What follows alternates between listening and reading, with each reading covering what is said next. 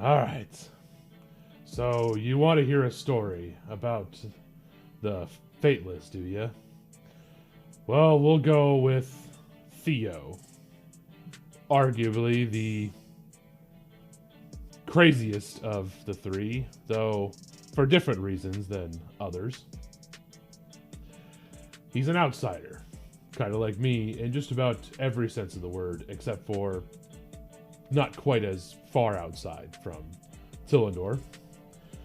He was born in the faraway land that I am pretty certain the locals wouldn't even know where it is on a map. It's just so obscenely far away and out of their minds, they don't really get out much.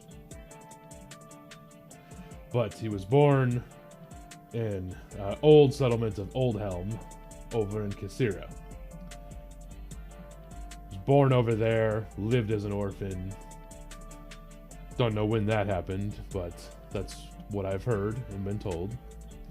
And was eventually picked up by an airship crew who had him as a cabin boy and sort of raised him as a child of the ship. And they were out there hunting, and after that, he ends up once again orphaned in a foreign place, raised by the orcs of the Stone Teeth Mountains. So, just of all things, how do you go from being an orphan to being an orphan again, and then you'd think possibly an orphan again, but that's a different story. He doesn't actually, I don't think he's really an orphan at that stage. It's kind of hard to be an orphan and an adult. But, yeah, the orcs, very similar to ours here, except instead of warriors, they're artisans, and they still keep the semi-nomadic lifestyle. And then eventually their warriors go out to be mercenaries because it's good gold. And one of these tribes was out exploring, but first we need to get to how Theo made it to the continent itself. So as the story goes with Theo, he's on an airship chasing down an infamous pirate. The airship that he is on is known as the Crimson Talon for its crimson balloon and its bird of prey talon shape. The dwarves built it as one of their pride and joys. It is a fearsome ship. You look at it from a profile on the side, you have the engines at the back, and up at the tip of the claw is where all the weapons are located. Makes it an incredibly fast, incredibly agile hunter. The ship in question that they're chasing was the Runaway Queen, an orcish ship, which surprisingly looked like a nice sailing ship with a balloon strapped to it. Now, the orcs are innovative in Kaysira, to say the least. And as they are hunting their ship down, they have been coasting out into the deep, deep oceans for near on a month, maybe two. Crew's getting restless, and then about 2 days ago, they lost sight of their prey. The whole crew knew that this ship, this single ship, was worth so much in bounty that the Talon could fly for another 2 years. Maybe even more if they stretch out their funds. So being this far away, yes, it was hard, and yes, it was dangerous, but the payoff would be so worth it. And as they were flowing out there, a part of the concern and worry for the crew was being close to the dangerous skies of Tillendor, which even airship crews from Kisira know how dangerous Tillendor is. Having strapped down all of their magical devices and stowed them away where they can't harm the ship, having to rely on manually firing the engines and fueling fuel into the furnaces. We have the captain studying a map on his desk, and little Theo going about his duties, cleaning and caring for the ship. Captain is muttering to himself as he looks over the map, Theo being the only person within earshot of the captain's muttering.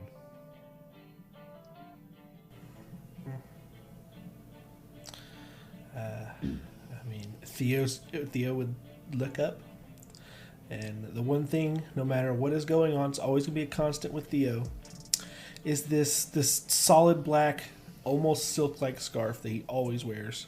He's always had it. He'll never let go of it.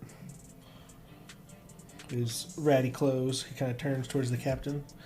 You say something, Captain? Well, I'm wondering where these rascals would have hidden out here. I mean, we see what? Nothing but blue and then a small island? Where could they be hiding?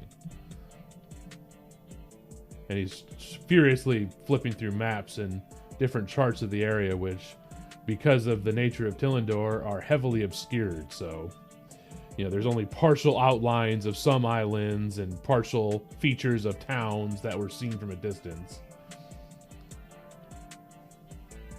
And there's one massive tower that, actually, depending on how clear of a day it is, where the ship is currently located in the skies, the crew and the ship has seen this massive tower every so often. From this distance, you can't really tell any features of it, but it is a very large and very gray obelisk that just juts up from the island to your eastern direction of the ship.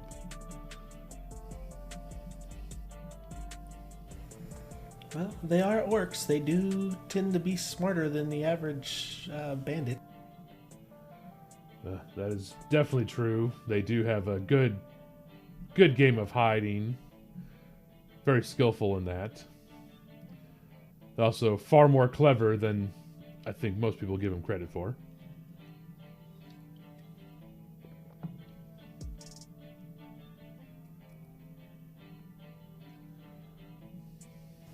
I had a friend who was an orc once.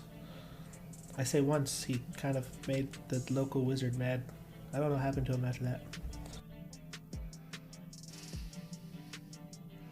Yeah, Billy would kind of snort at that a little bit.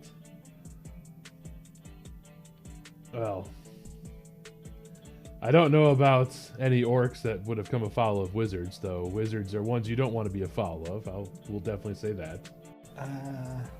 Well, my tasks in the captain's cabin are completed. Is there anything else you may do today? Before you go, since we haven't been able to locate him, maybe some fresh mind and eyes might be able to find what's going on, where they could possibly be hiding if you want to take a look at these maps. And he's going to step away from the table and head to a cabinet in the back of his quarters where he keeps his private stash, and he's going to pour himself a drink. He kind of does that really sus kid walk that, okay, and he goes over and checks it out. Yeah, flipping through the maps.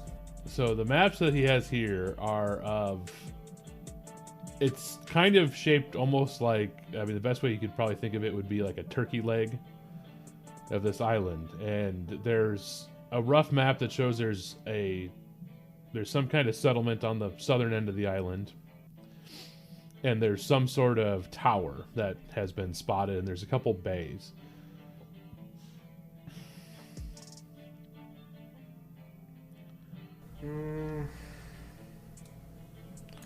Maybe the tower? Or,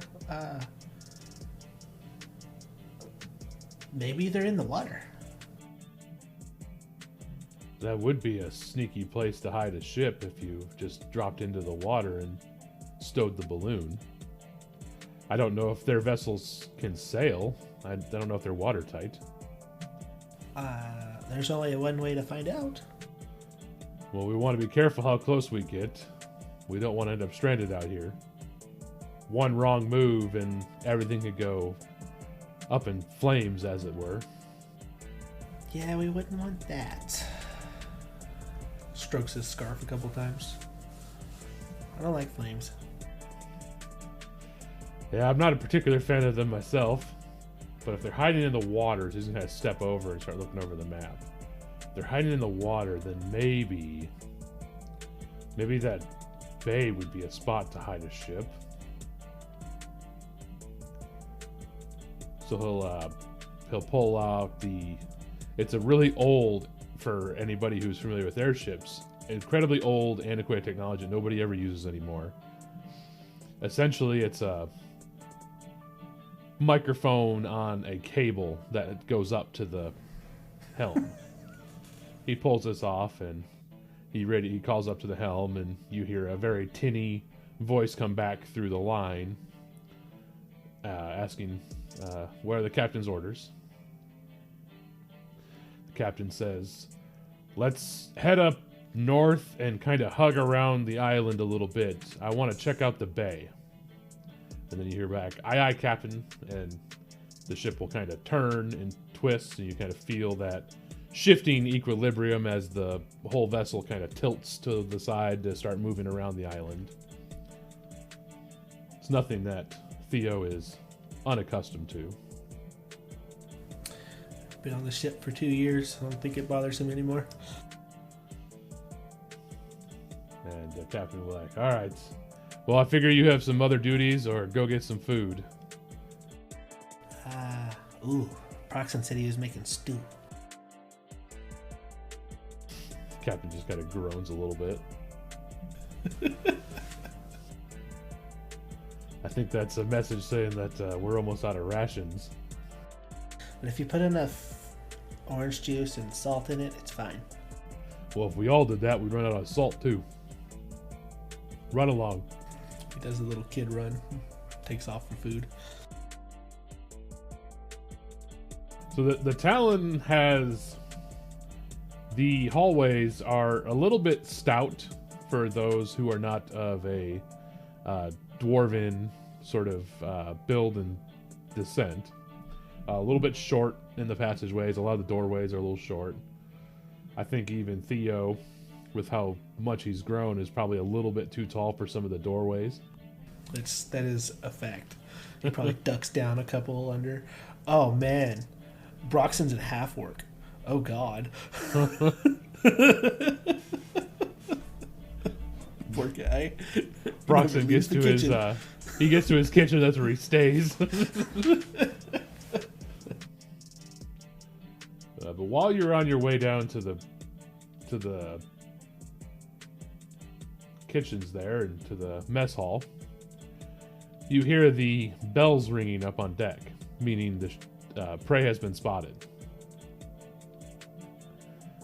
The first bell is saying that something is spotted, and then the second set of bells means that it is the target you're hunting. And people start rushing past to head up onto the deck. Oh, okay. Kind of just dodges. Gets pushed a couple times. Bunch of orcs, a couple gnomes here and there, all heading up to their, dwarves and gnomes heading here and there, heading up to their stations. Even a couple intrepid little halflings. Most of the crew are the shorter folk, but there are a couple that are, human, and a couple others. And they make their way up, and then somebody sees Theo there, and he says, Theo, you gonna head up to watch? Looks towards the kitchen, and then back towards the other door. Yeah.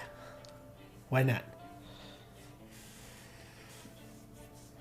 Help some random gnome that fell over up. Follows him up. So as you head up onto the deck, all the engines are up. They're all getting kicked up to full speed. The engineers are heading to their stations. You start hearing all the propellers start kicking on, all the motors kicking on. The Rangers are getting their weapons ready. The ballista's honed, loading, getting all their weapons tuned up, making sure everything's going to operate effectively. And you can see up ahead of you, probably a good 200 feet straight ahead, is the Runaway Queen. It was at one time a really nice vessel, had all the accoutrements and features of its name, being, called the Queen.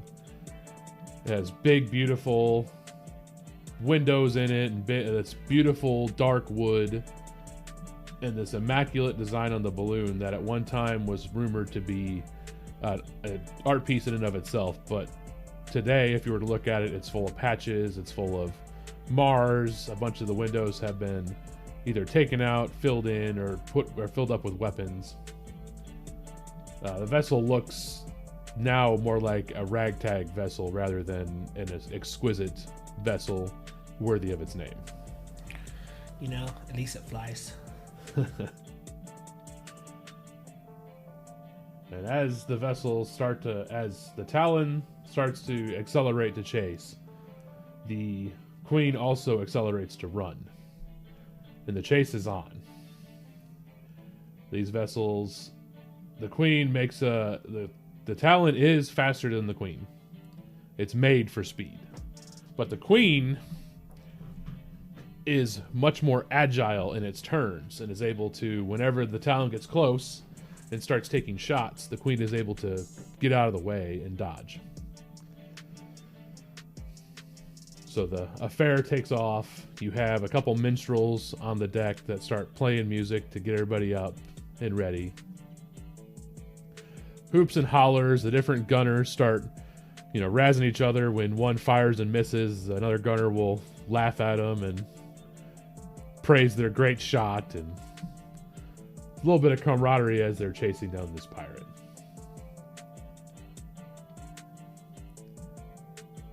So what does Theo do as this fight is taking place? Where does he go to watch?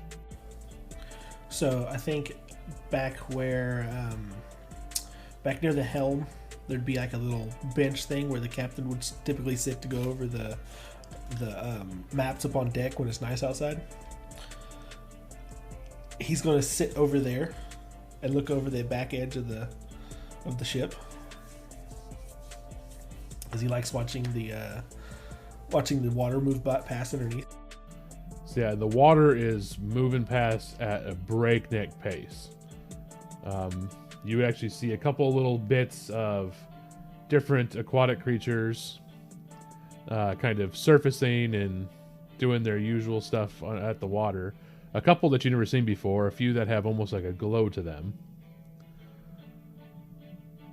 And you start noticing up in the distance that the vessel you're chasing is heading directly in towards Tillendor, almost daring the Talon to follow as they make a pursuit in. So you're able to watch the land getting closer and getting larger, able to see towers and features of towns after a while into the chase. Has the captain showed up on deck yet? The captain has come up on deck. He is actually up towards the front, watching where the vessel goes to call back for the helm. I got a bad feeling about this. We shouldn't be this close to this place. I feel the bad juju. The helmsman, hearing some of your complaints there, will laugh. They'll turn to you, a gruff little gnome. Some may even say he looks almost like a dwarf without a beard. And he just laughs and says, "Haha, you say that, but all of our maps say that we're still within plenty of margin for safety." Yeah, well, I got a question. Where was the ship at? Was it in the water? It was low just above the water as we saw it. Yeah, that's number 3. That's the third time I've been right this week. That's bad luck. Every time I'm right, bad shit happens. It's just poppycock. And he'll have to turn the wheel as the Queen dives to the west, and they have to make a quick turn to keep up. He slides across the bench.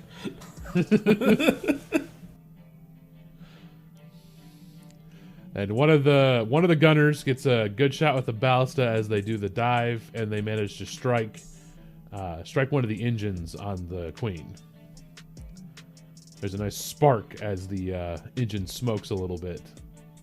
Everybody cheers. It's like, aye, that's how you start disabling her. Keep an eye out Theo, you might one day have to participate in all this. It's a good lesson. After I almost burnt down the kitchen, I don't think Broxton wants to be cooking anymore, so I guess I'll learn how to shoot stuff. The gnome just laughs at that statement.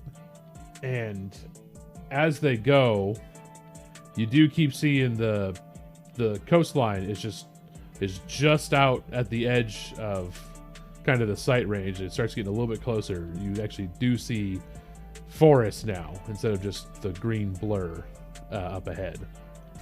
We're getting kind of close there. They're still going, so we're still chasing. I'm gonna go stand over here. He gets down off of the helm platform. So I'm not getting thrown from this ship.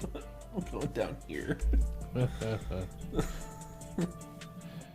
And you see the queen goes to keeps running. You start actually now. You leave where you see the land, and it turns into a very large bay.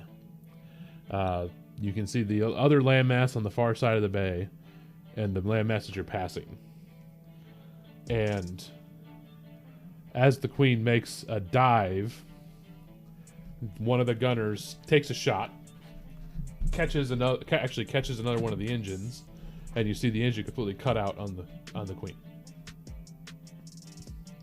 So now the Talon is gaining. And as it gains, and you saw the land masses grow, and you saw the opening to the bay,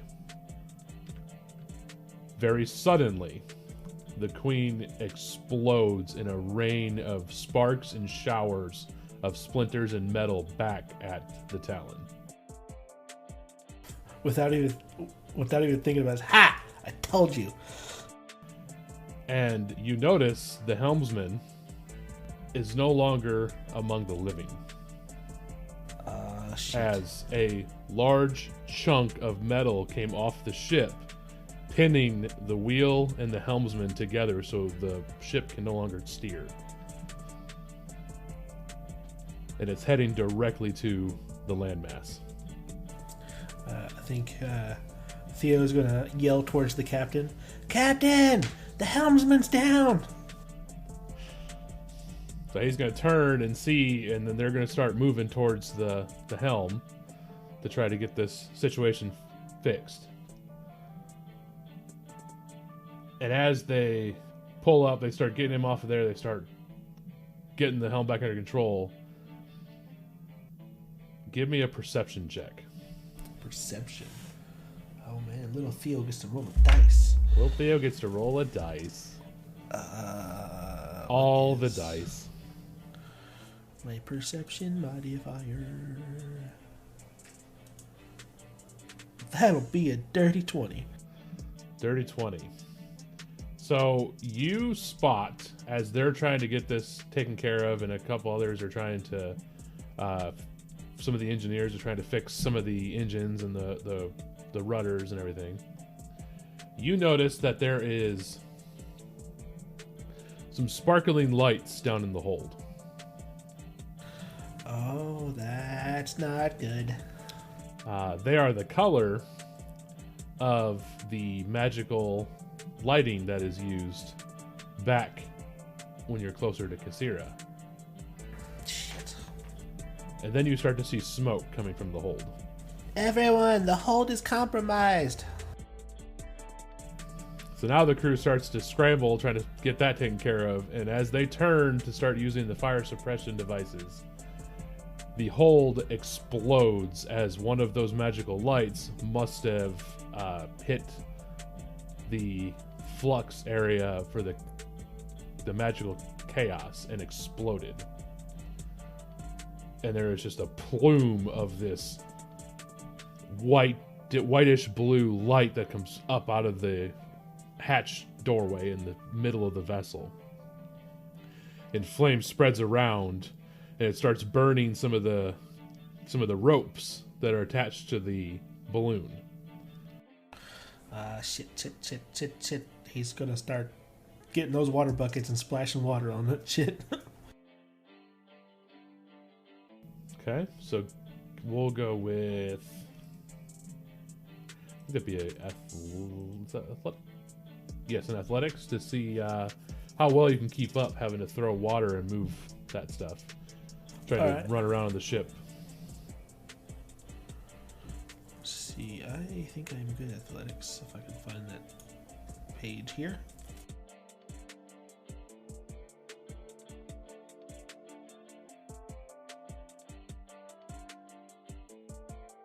Oh wow, 26. So yeah, you are doing really good keeping that fire under control, helping everybody out on the efforts. They're able to finally get the helm back under control, and they start to turn the airship.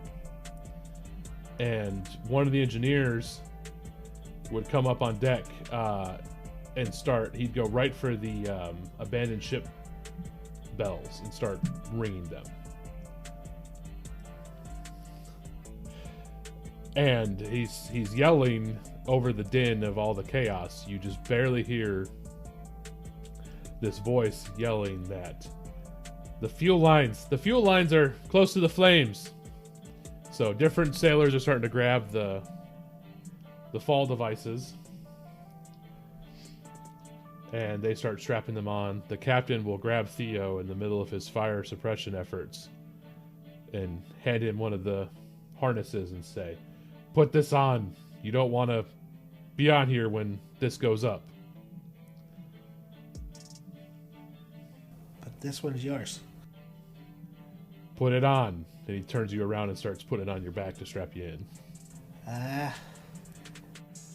he's going to tell you, once you're strapped in, wait until you see the tops of the trees and then pull the cord. Wait, what? Okay. We don't know what's going to happen. They're a magical crystal that fires the reaction. Why does everything have to be magic? Well, the backup will fire if the magic doesn't work. But the magic's the primary. If you have to rely on the backup, it's going to give you one heck of a jolt when that one goes off. And he's going to take you to the side of the ship and say, "Don't worry about me. You get to safety." I feel as if he's going to fight everything he can to stay on that ship, because that is his found family. He wants to stay there with them. I mean, a couple others are jumping the ship, and the captain, seeing you fight, he is going to give you a shove, and Theo falls. The wind whipping. You see a couple other the chutes fire open up, and a couple of them actually light on fire when they open. Whether that's the magic effects or it's some of the debris from the exploding ship in front of you that blew up in front of your ship. Yeah, this is gonna hurt. You notice that you are heading towards a group of trees that are at the west side of that bay that you started to fly over sooner. You know, just from up here, like, he's thinking to himself, because there's no way he can talk. I don't know if you've ever been skydiving. There's no way you can talk during this thing. It's not happening. It's quite loud. Yes. In his brain, he's like, they look soft from up here. This is going to hurt. They look soft from up here. I like that. Yeah, he pulls the cord when he was told to pull the cord. All right, so you pull the cord, and the first action of these packs is it lights a magical reaction, which is essentially a thruster that slows your momentum, and then the chute fires mechanically. So if you don't have that thrust, that chute firing gives you a jolt from that chute suddenly getting air into the chute. So it slows you down, and then it basically pops up, and yours goes off without a hitch. Into the trees. Yes. You end up crashing into some trees. And you're probably a good 10 feet off the ground when you finally stop moving. And the impact and everything else, give me... I think we'll do an athletics again. How well does he take these impacts? 14 plus 7, so 21. It's pretty good. He's a very athletic boy. So you'll be kind of stuck up in a tree. You're hanging. You're just free hanging at this stage. There's nowhere for you to get to any trees or anything. While you're up here, you would hear you hear like footsteps approaching. He's gonna say, "Help! I have fallen and I can't get up." And coming into the entrance of the little area you're at, you would see 3 orcs that are wearing a collection of furs and leathers. It looks like from freshly, like definitely they're custom made for themselves, and they are carrying mostly spears. One does have a bow with them. And the one with the bow looks like they're much older. And he is going to say in, I would say at this stage, you wouldn't know their language. So he would say in his language, call out to the 2 that are with him, and they will both drop their spears and start taking off some of their gear as they go to climb the tree to help you. He's kind of doing his best to, put his hands out, that sort of non-threatening. We're not here to harm you. We're going to help you. But because you guys can't communicate directly. Well, I'm assuming they're speaking Orcish, because he hasn't learned that one yet. Yep, they're speaking Orcish. Yeah, he says in Common, Dwarven, and Gnomish, he doesn't know if they're going to understand any of it, because he doesn't know what they speak. I understand. And he starts trying to swing closer to where they're at, because he's hanging from this parachute. The old orc will, as you start swinging, he's going to just sweep his hands back and forth in a no gesture. He stops. Just comes to a stop. And these younger orcs are going to get up on the tree, and then they actually they'll start folding the branches towards the tree as they watch to make sure you don't start slipping. Uh-huh.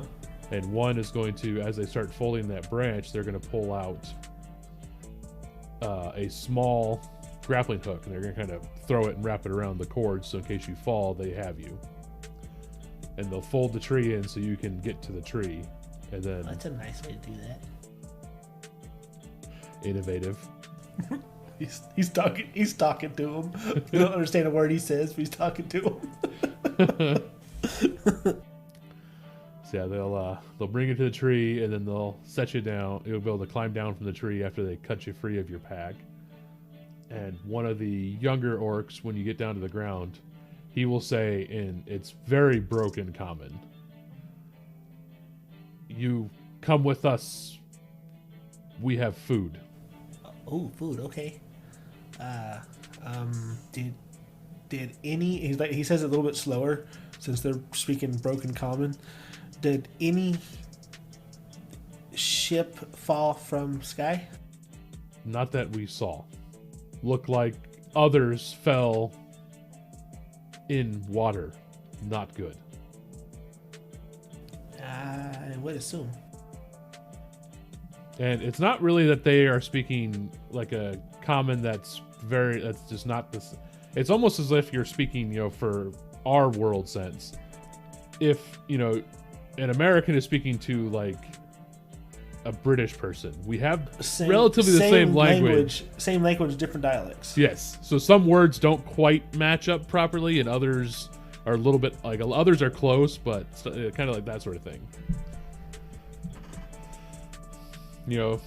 They say, "Come here, we have food," and you hear, "We eat," and stuff like that. In the 2 years he was on the Talon, Theo read every single book the captain had. He knows a lot of big words and can All right. quickly understand stuff. So if you have that, since you just brought that up, we're going to have you roll is a society check to see if you can pick up on the dialect that they are using. Flat 15. Okay. So I'll say that, after a little bit of talking back and forth, you're able to pick up the kind of dialect they're using, so you can sort of switch your speech over, or you can understand what they're saying if you don't really, say the same word. You can get a much better understanding of each other, so you're not talking in like half words and stuff. For sure.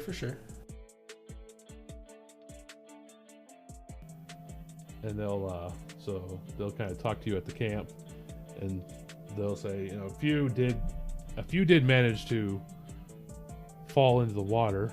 Don't think Behemoth Bay, not a good place to swim.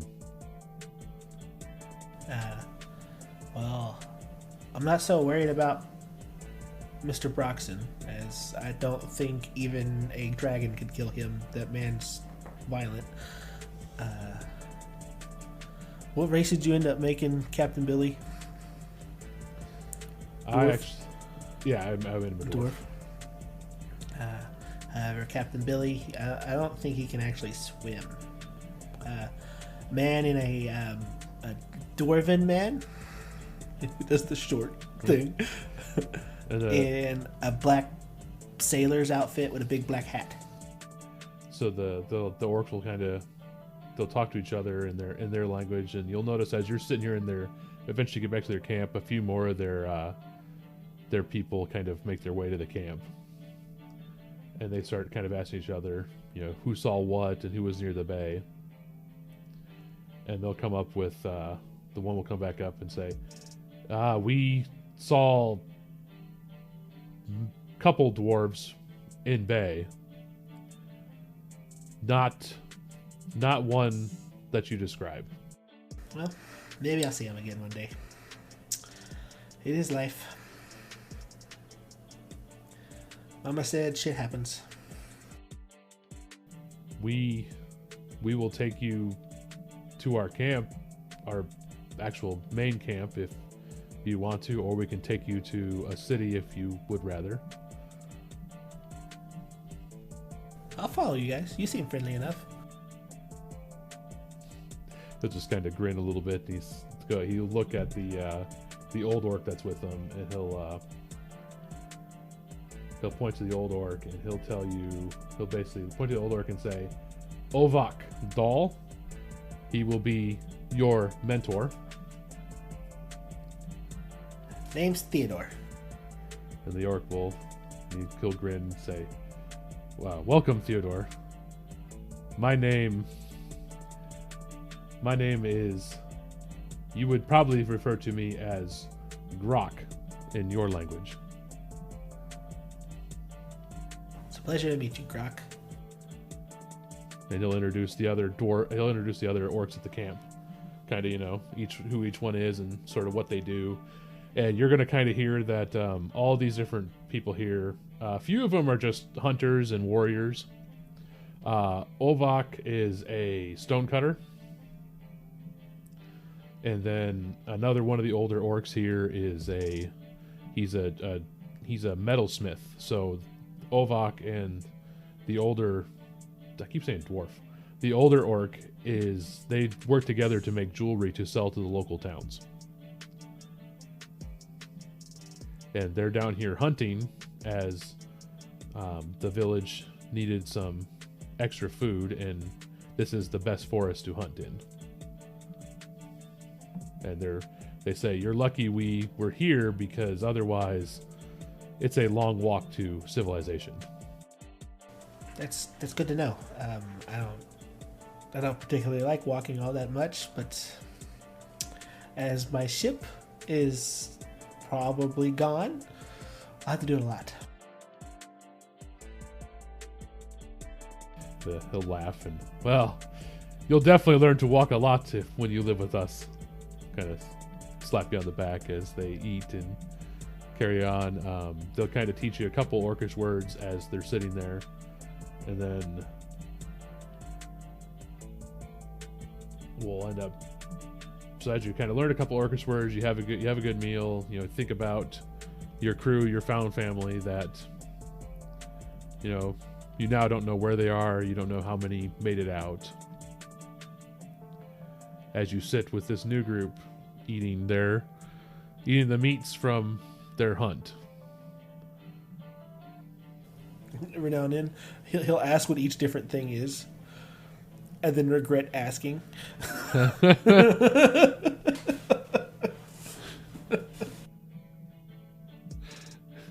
Yeah, it's mostly venison meat, and little bits of it are boar meat. Amongst some of the other stuff, they have a couple berries and stuff they found around, and that sort of fare as you're just doing a big hunting and gathering trip. Man, this is much better than Broxton's stew.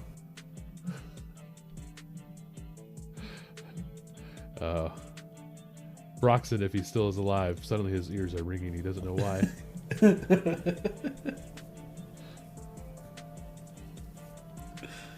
That's gonna be funny one day. It's wandering a town at a tavern, order the stew, and it's like, wait a minute.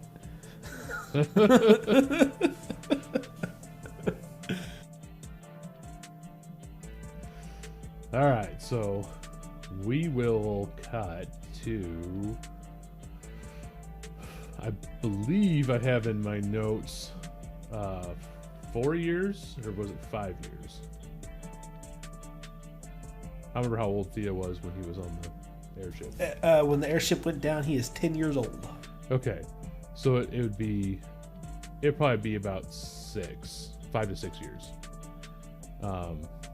So at this point, Theo has learned the Orcish language. He's learned how they speak, their words.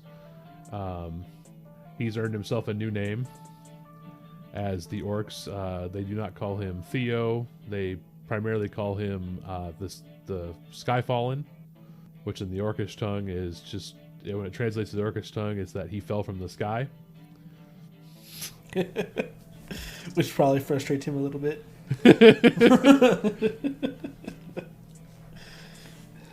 Yes, I know. I fell from the sky. It's okay. Well, I mean, you also notice too that all the different orcs, all of their names, like all of their, what would be their last name, quote unquote, for your, not like the way you would look at names, all of their names seem to be some sort of action. That is fair. Like your trainer, your mentor is he's Dal, which is basically Dal as in the sound of stones rolling. And then Ovak the Rolling Stone. Yep.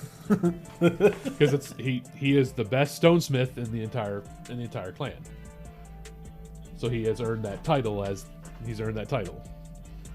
And then Grok, that original orc you met, his actually is the Orcish tongue is rides deer. And the story behind that is, on his very first hunt, he ended up startling the deer. It charged him, and as he reacted, he ended up on the deer's back as it charged into the woods. So his first hunt is forever, immortalized as when he rode the deer through the woods. That's perfect. I love it. So that's the naming convention of the orcs. They all have action names in their tongue, but in the common tongue, it's much more simplistic. So we've skipped 6 years? You said about 6 years. So, actively has learned the language, is an active part of the culture, has been working on stone cutting with Ovak. And he's this. So he's probably went on a few hunts. He's got his tailor-made outfit, which he has painted black to match the ship that he lost, because he is a semi-edgelord. And he has a tragic past, guys, I swear. It's mainly like oils and tar and stuff that causes it to turn black. Yeah, it's dyed. Yeah. Yeah, And, you're over here trying to get the I can fix him vibes. I get it. I get it. And well, it's accented with this bright blue and white fur. So when they're out in the mountains or out in the woods, he does not blend in at all. Because he does not like to hide.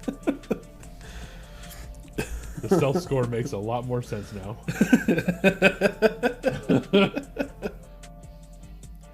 So part of what Ovak has been doing as he teaches you the stone crafting, he's been teaching you about the local societies outside of the mountain, teaching you about the different tribes. You know, the way the way each tribe is. They all seem to be pretty similar into the way that their tribe works and runs. And then in the part of teaching him about the different nations around them, is he talks about the Obrayans, which is you've kind of learned they're the ones that most of the orcs go to when they want to be mercenaries, because the Obrayans pay them well and it's good fights, because the Obrayans they are the gatekeepers of South Tillendor. So they have fortresses that keep the creatures of the rainforest at bay. They have their closest neighbor, and the orcs don't really know where their main settlement is, would be the Elves of the Swallows, which is the lake over nearby the Obrayans. And the orcs talk about the Elves of the Swallow as another group that are, good to work with. The Obrayans and the Elves, they despise each other. That sounds about right. The Obrayans blame the Elves for murdering their late queen. Let's be honest. In most lore, the elves hate somebody. They're just like an ornery peoples. That's how it is.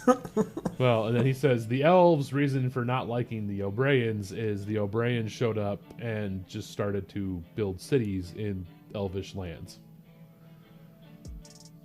So they view the Obrayans as invaders. Yeah, that makes sense. Neither group bothers the tribes in the Stone Teeth, because the warriors of the Stone Teeth make excellent mercenaries for both groups.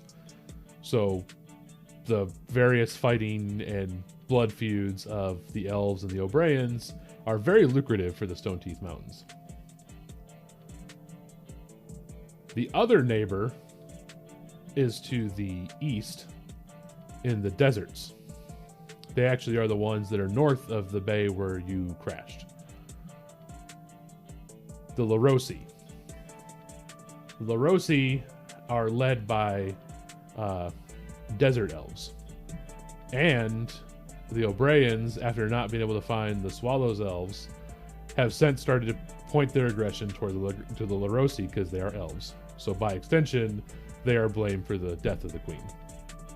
The Obrayans are starting to sound more and more racist as we are learning about them. It's like, you guys are like stereotypical humans. Dicks.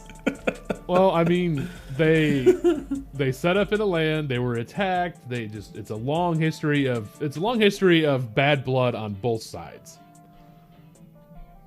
But the Obrayans, because they are very organized, very developed, very strong militarily, they kind of keep a lot of the elven raids at bay. And the elves, because of their nature of being more or less nomadic, the Obrayans' large military can't do much to the elves. Because the elves can just, disappear. The true edgelords. And he says the only problem with the Larosi is to deal with the Larosi, you end up in the deserts, and the Larosi don't pay enough to deal with sand and grit getting in everything. Plus, it's hot, so there's like the Larosi just don't pay enough, so people don't usually work with the Larosi. So that's just one of those history lessons as he's working on stones and learning how to cut them and cut gemstones, and just Ovak has been teaching him how to do his trade. Oh man, this is I never would have thought it takes this much delicacy to cut a stone that can't be crushed. Those were my original thoughts when I started my trade. You look at these and the refined ones are sharp enough to cut through armor, but you have to use these, and he holds up a bunch of the little tools. You have to use these tiny little tools in a very delicate touch to get them to that point. You do very good at the stonework. You learn very quickly. Yeah, that's what I've always been told. I learn everything very quickly. I adapt very quickly.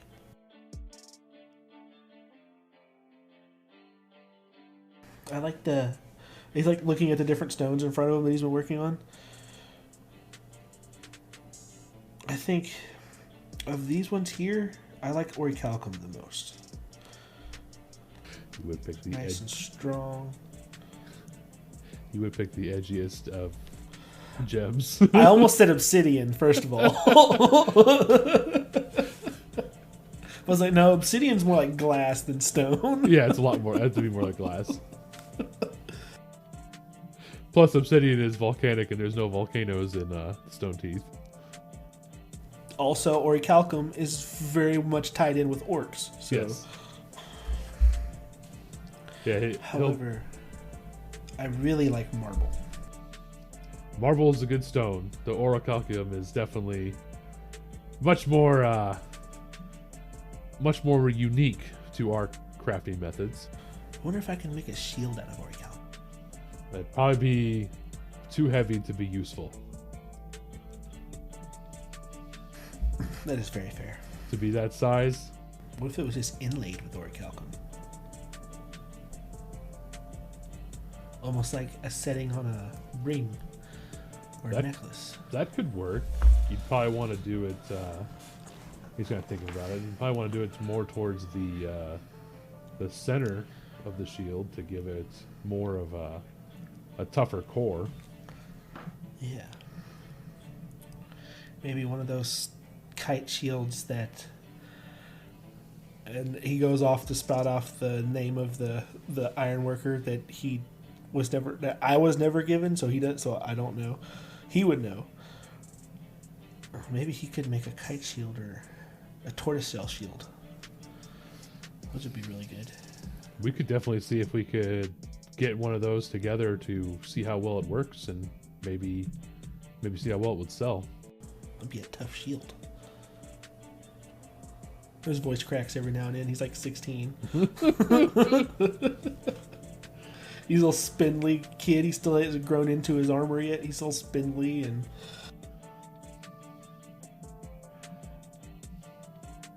hair's all shaggy and unkempt. Pulls it back into a ponytail. It'd probably be smart when you're cutting stone. Settings are cut for today. I got all 4 of them done. Well, that's good. That's good. We're running low on sapphires. The sapphires. Yeah, I need to get some of those when we go into the town. Hopefully we can get some raw sapphires from the mines on the way, either there or on the way back. And while you guys are having the conversation and talking about the benefits of a stone shield, this person shows up roughly every month, sometimes every other month. It just depends on the situation. It is a A female winged elf will land at the camp center, and she's going to actually approach where Theo is at. She keeps her wings. They are dyed different colors. They are mostly the bluish color at the tips. Her outfit is one that gives a full range of motion. You can definitely tell by the way she moves and stands that she is a fighter. And she frequently shows up to speak to the elders and then leave very suddenly. The elders whisper and say that she is one of the agents of fate, because they are known to just suddenly appear, complete a task, and leave just as suddenly. I think if she approaches Theo, since he's in the stone, where they're cutting stones, he'd like turn around at the counter. I was like, "Are we gonna sell something today?" Yes, young miss. How can I help you? I was half expecting the other 16-year-old boy's reaction to that.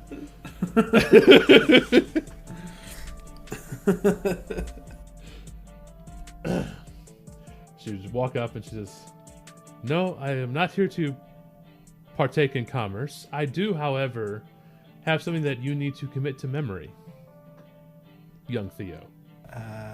Okay. He looks confused. And I'll tell you this. If you do not remember this correctly, it may one day be the cost of your life. Oh. You get the pen and paper out. Okay, I'm ready. When you meet the short bolt of lightning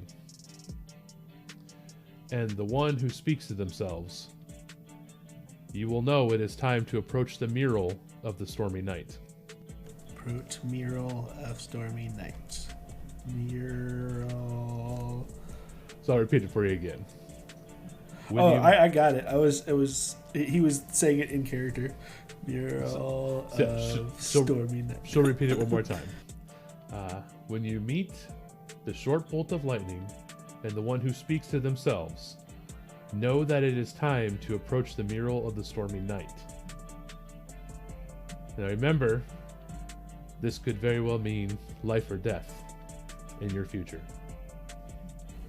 Okay, I've got that note written down. He puts the notebook in his back pocket. I am never losing that. I would definitely keep it to memory, so you don't have to always look at a note, but I suppose you have to do it in your own method.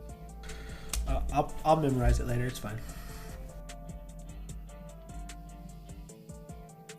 She'll give you a bow, and then she'll turn to Ovak, and I wish you good fortune on your journey to sell your wares and hopefully increase a lot of the beautiful gems and stones that you have to sell and to keep in your own collection. And he'll kind of bow back and, well, I definitely thank you for that. Hopefully it'll be a good haul. And just as suddenly as she entered the camp, she will walk back out to the center and then fly away. Look at that Ovak. That was weird. What just happened? Well, one of the agents of fate had a message for you, and I strongly suggest you take it to heart. I'm 100% going to memorize it tonight. He's still going to keep the paper on. It's like fold it up and put it inside his armor. Yeah. It's always weird meeting one of the agents, but at least this one isn't as bad as others. Well, I know the clan of the lizard. They talked about the one that came and beat their chieftain. You know, that doesn't surprise me. They're kind of they've gotten kind of soft from the stories you've told me. I believe that's just a young man's body wishing what it wants. He'd say it with a grin, teasing you. All right, we gotta go to market, right? Let's do that. All right, pack it up. Gathers up all the stuff. So you guys will pack everything up, and then we will skip again. This would be about 2 years later. Theo has gotten to the point where he is no longer with a mentor parent. He is now a full tradesman and a full artisan of the clan. They still a valued part of the clan, but they no longer have to report to a mentor. They're able to do their own make their own wares, sell their own wares, and they carry the seal of the clan. Your clan is the clan of the goat. Clan of the goat, nice. Orcs that worship goats. They don't worship goats. I know. They just use different animals to signify their different clans. He's in the process of hanging an old shield that he just cleaned on a wall. It's the prototype for that stone shield. It didn't work out for shit, but he likes the way it looks. This is nice and pretty. It's a good centerpiece for my shop. It's a decorative piece to show off what I can do. It's a good plan, I mean. They weren't able to figure out how to make it lighter with the techniques they know, because it's still too heavy with the stone piece in the middle. That's what he's going with. But Theo would know from all the stories that the best place to get money to start up his shop would be to go work for the O'Briens. Because the orcs do not give you money to start your own business. They just give you the leave to start it with the seal of approval of the tribe.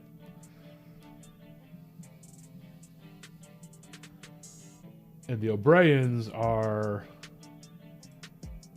only about a 4-day hike from where your tribe is currently camped. One of their local cities. The one that they actually have recently taken from the LaRosi. All right.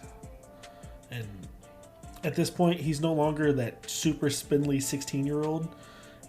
He spent most of the last 2 years on top of his trades training, actually going into their little like fighting arena or training grounds that they have that they set up every time they go. We spent time wrestling with all the other orcs and fighting and learning, and I think it's time to go earn some money. Ovak would have actually, after you quote unquote graduated from your mentorship, there's a celebration and a party in the village, and then he would have, after that celebration and party, he was off to the LaRosi to trade. So he would have left early in the morning to head to the LaRosi.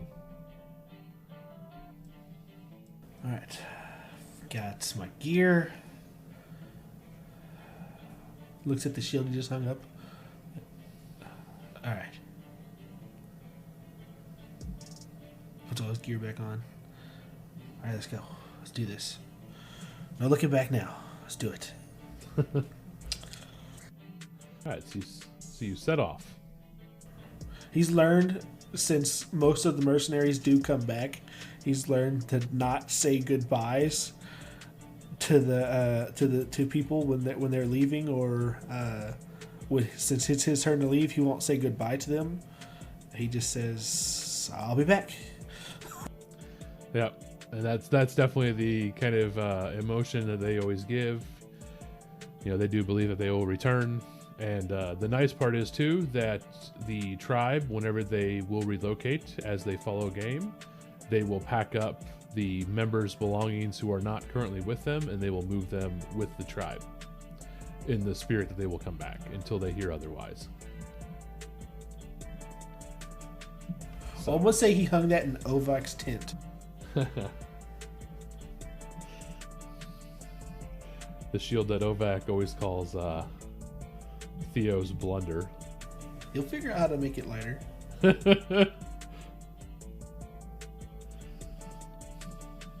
All right, so you start hiking on the trail's a good word for it. It's fairly well worked into the trail out of the camp and then out towards the mine. There's a question I have to know. Are these moors or are these mountains? Mountains. Mountains, okay. I guess what's the difference between a moor and a mountain? So moors are kind of like the Scottish Highlands. Oh, okay, Those okay, are okay. moors. That probably not quite to that level, but not.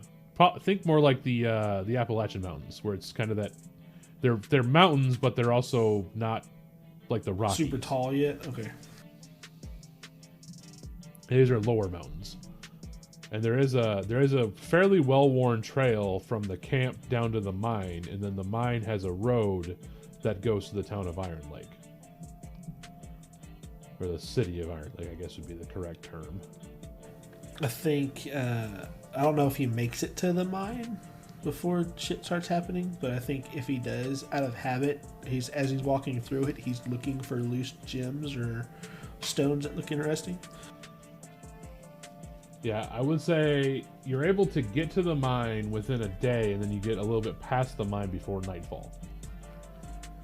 So you'd be camping a little bit away from the mine, far enough where the light and the noise of the mine doesn't disturb the peaceful night, where he's able to camp out. Only the stars above him, the sounds of nature around. It's the first time I've done this alone in years. Nice, I like it. Nice and peaceful.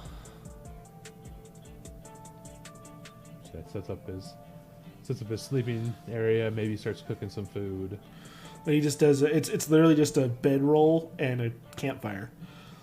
He's so used to sleeping outside that shit doesn't bother him anymore. got a little makeshift spit that he made out of some sticks he found. Nice. Yeah, it's work. So, as he's camping out there and enjoying nature in the night and the sounds of, nightfall in this remote area, you would see on the road there is a man approaching. They're wearing a cloak, so you can't really see their features. They are. Keep his axe close. What's that? He makes sure to keep his axe close. Okay. So he's kind of spindly and tall. Probably as he gets a little bit closer, you kind of see a little bit. You see more as he sort of approaches, and you notice that he's probably, if you had to describe a build, he would be elvish in nature. Taller. Much more of a slight frame, and the big eyes that are typical of elves. And he's going to approach the camp, and do you mind a companion for the evening here? I have some word on the road ahead, and I have some jerky if you wish to share some food. Sure. Still very leery of this guy. I caught some I think they're called, do y'all call them squirrels over here? Ah, yes. Common got squirrels roasting. Common fare for the road. I prefer rabbit myself, but squirrel's also a good option. Yes, but squirrels can be knocked out of trees. That's You true. don't have to have a weapon to catch a squirrel. That is true. So he'll sit down and he'll grab his thing of jerky and kind of hand it over to where you can grab some. He'll hand him one of the squirrels on a stick. Trade of food. Give me a I want to say survival for that, but let me check something real fast. I don't believe it's survival. Nope, it'd be perception. 25.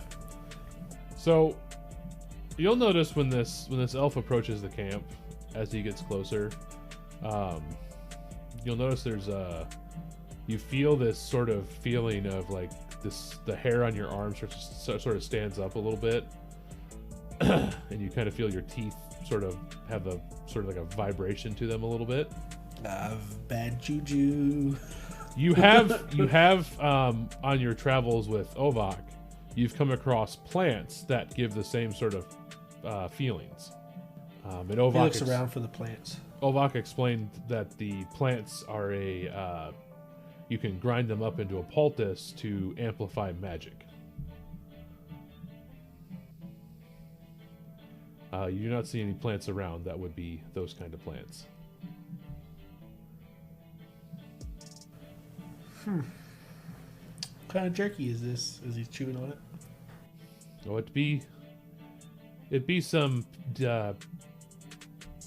deer jerky from the area around Iron Lake. One of my clients basically gave this to me as payment shortly before the O'Briens invaded Iron Lake.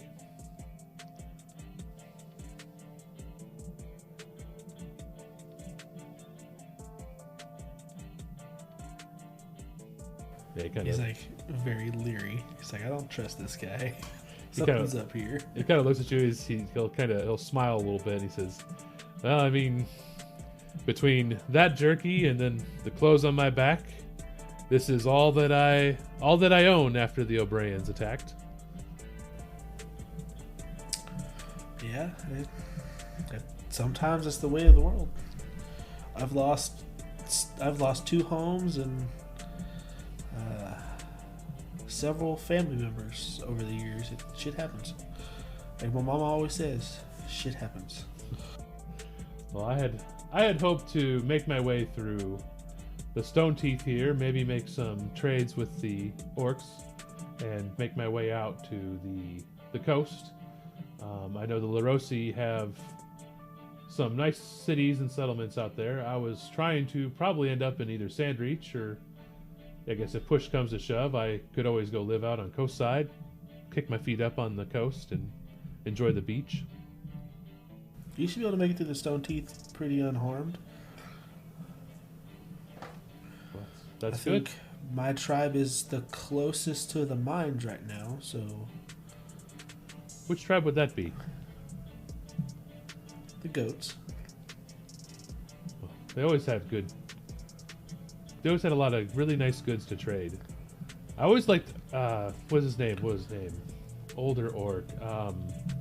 Used to sell rubies and stuff in Iron Lake. Oh, I can't remember his name now. He's still very leery. Ovak? Yes, Ovak. Used to make good components for potions with those rubies and other stones. Kind of a shame I had to crush and grind them, and after he put so much heart and soul into manufacturing them into such a beautiful shape. Yeah. They kind of have to be cut, otherwise they don't have their potency. Uncut gems are very dangerous. That's true.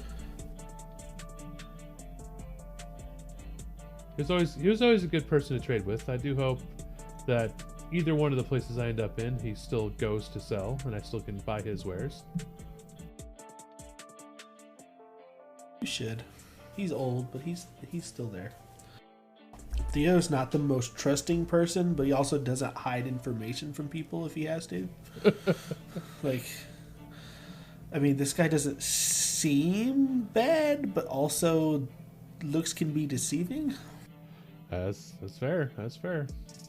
So how much of this jerky has Theo ate? He's probably eaten about half of the piece that the guy gave him. He's very slowly picking at it. Please give me. He's not the biggest fan of deer. Please give me a fortitude save. Fortitude. I'm good at those.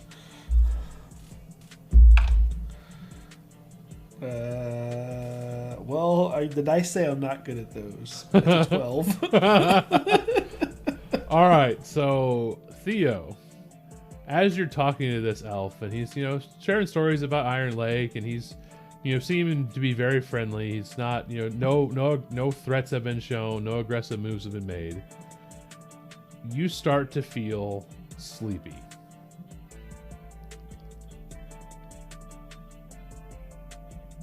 And you would notice that the elf hasn't eaten any of the jerky that he had.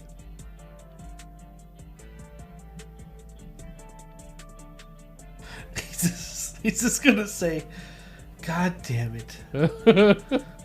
I knew it. Bad juju every time," as he passes out.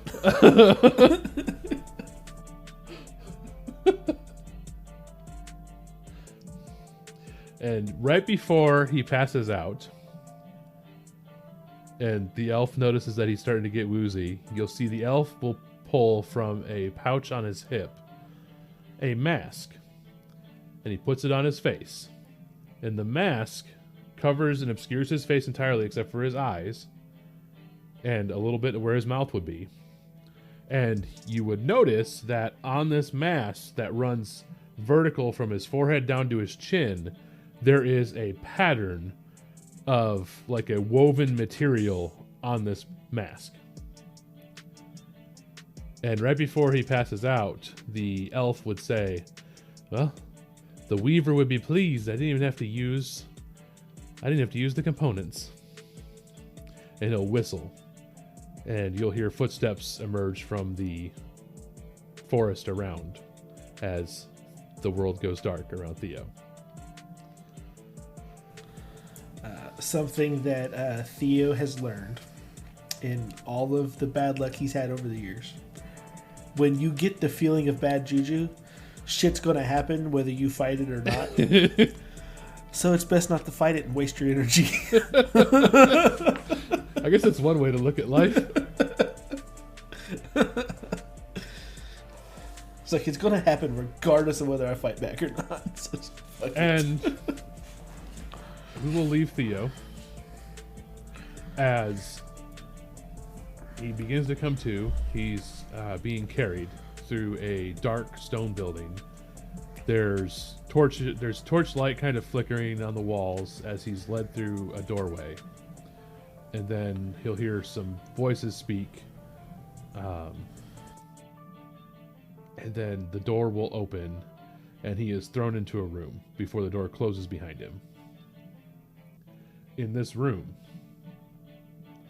on the western wall, there's a mural that looks like a stormy night, lightning's flashing between the clouds and the grounds. As he looks at this mural, the lightning seems to move almost of its own accord. Like lightning strikes are actively happening inside the mural. To the north is an image of a snake eating its own tail. On the east, an elf is standing on a cliff with its arms raised. It looks like they're wearing a mask very similar to what the elf you had saw at your camp was wearing. Very similar in sort of like the structure of mask with the sort of woven design on it. And below the edge of the cliff, it looks like there's a village, and as he looks at it, the different buildings sort of collapse as he looks at this mural. And then to the south, the door he entered from, there's a mural of a quill against a roll of parchment, and as he looks at this wall, the parchment seems to unravel and unroll itself, and the quill seems to write something before it folds back up again. And then otherwise in this room, it is dark. There's a very faint light. It's cold stone on the floor, cold stone on the walls. Possibly sandstone from his stone cutting experience. Great. The one stone that doesn't have fault lines. You hit it, it crumbles. And that is where we are going to leave Theo in his possible demise.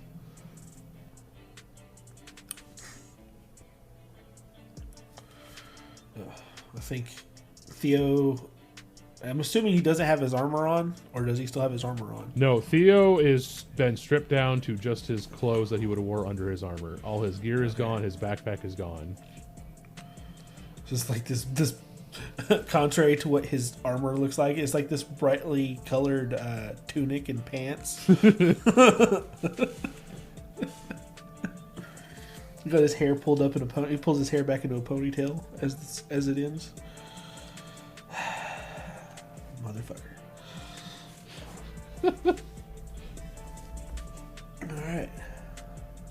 All right. Well, that was a brief little introduction. Well, not so brief introduction to Theo. Theo Skyfallen, as the orcs would call him in the common tongue. We will have more character introductions as things progress, and then we will go into the full show. Do you wish to leave anybody off with a message to close off this episode? I mean, it's going to be fun to play a character this time. Characters are always fun. I will give you that. I get to torture you like you did me. Good luck. Remember, I hit back. All right. All right, and as we always had said before, We love you. we love you, and Bye. goodbye.